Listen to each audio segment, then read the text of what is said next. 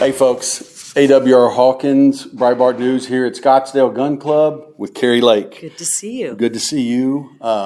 Seems like it was only a couple of weeks ago I saw you, so good to be with you again and good to do some shooting. Yep. We shot your Glock. We shot the new SIG, the SIG X Macro. We shot a Staccato.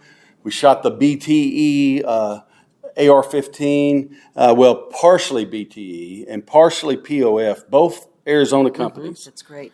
And you shot that like a boss. That's got to be honest with you. You did a great job. Really? You're not just being nice to me? No, I'm not just being nice. You did a great job. But I want to talk to you about some things today, Kari, involving firearms. It's Second Amendment. You know, there's a war across our country. Democrats want to do all they can to take away our Second Amendment. But if you look at the episode, you and I have discussed it a number of times, the one in Indiana at the mall. The mass shooter comes in, but before he can do all his business, a concealed carrier takes him out. Thank God. And we covered at Breitbart this week on Sunday. Someone in Palm Beach or West Palm Beach, Florida, jumped out of a car. He went to his car, came out, said he was going to shoot the crowd up. And a concealed carrier pulled a gun, shot him, and prevented people from being harmed. All right? I mean, see, to me, it's evident. But for the people listening in America, and particularly in Arizona, what does Kari Lake think about concealed carry? How important, when you see these examples, how important is concealed carry to being free and being safe? It's everything. I mean, you mentioned a couple of incidents right there. Think how that could have ended. It always takes a good guy with a gun to stop one of these maniacs. And we've had constitutional carry here in Arizona for a number of years. We were even ahead of Texas in that one, I think by a decade. And we just saw in the Supreme Court with this ruling last session that they are freeing up people to actually have their Second Amendment rights. They've been taken away from us already, and we're going to take them back. And what's interesting and actually kind of frightening is we're seeing in the past 5-6 years how there's been an assault on our First Amendment rights. I mean, how many people out there really feel like they have freedom of speech right now, especially if you are conservative? You've lost that. We saw our churches be shut down during COVID. We've seen our rights taken away, and they're gunning for our Second Amendment. It is the most important amendment right now. It's what's keeping us free. It's the only thing keeping us free, because you looked at the folks in Canada and the tyrants have taken over there. They don't have a Second Amendment rights there. Right. Australia, the same thing. And so now more than ever, that Second Amendment is critical to keeping us free. Oh, it's so true. And, you say that leads to something else. And last time we were together, we talked about the June 23rd, 2022 Supreme Court decision, the New York State Rifle and Pistol Association v. Braun. And we talked about how that decision recognized our right to carry in public. In other words, that I don't just have a right to have a gun at home, I have a right to have that firearm in public. And you praise that decision. Yeah. You say, that's what we need. But your Democrat opponent, who I keep up with because I have to cover these elections, your Democrat opponent, Katie Hobbs, she called it outrageous. She said the ruling was outrageous, talked about how it would endanger people. Now, I just can't understand I can't understand her viewpoint, and her viewpoint is 180 degrees from your viewpoint. You're pro that decision, she's anti. I mean, can you explain this to me? Do you know where she's coming from?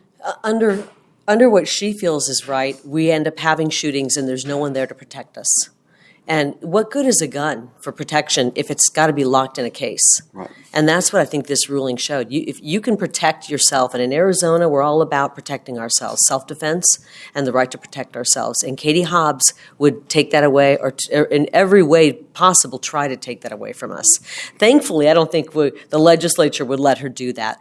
But this woman and her ideas about our Second Amendment are dangerous to our rights. Right. I don't think Arizona is going to elect her. I really don't. I think they realize what's on the line. This is the most important election of our lifetime, not just when it comes to things like our border, when it comes to our medical rights, when it comes to basically every right we have. But when it comes to our Second Amendment, electing her would be catastrophic for our Second Amendment rights. Right. Well, and you're talking about Arizona, and rightfully so, as you're running to be the governor here. But you and I have spoken just kind of as we've walked and talked, both today and other times we've been together. But in other states, they've taken action when financial institutions, credit card processors, whatever it is, when they begin to discriminate against gun companies, and they don't want to pay if someone charges with their card for a firearm, or if they buy ammunition legally with their card, the credit processor doesn't want to pay, but they want to be involved in state business.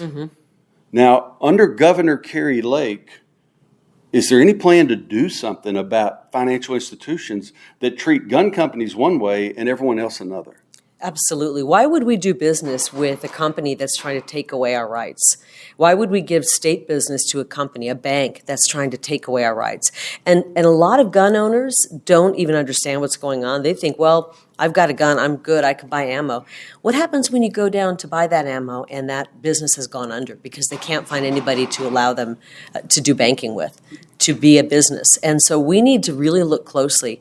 They're going after our Second Amendment rights when they do that.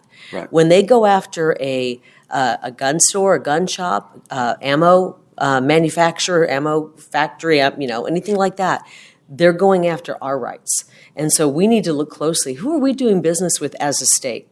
And we've got to start putting some pressure on these banking companies. It's not just ammo, by the way, and guns. So they're going after knife manufacturers, anybody when it comes to self-defense. Right. And that's where we got to draw the line and say, no, if you're going to try to do that, then you're not going to have state business. Right. Oh, you're so clear. Kari, so great to see you again. And I hope that you continue to stay energetic and fired up on the road. I will. We've got a few more months to go. It's really critical that Arizonans get in the game. I think we are in the game. I think ready to vote and ready to make sure that we have America First candidates in there who are going to protect our rights and take the rights that they've already taken away from us back.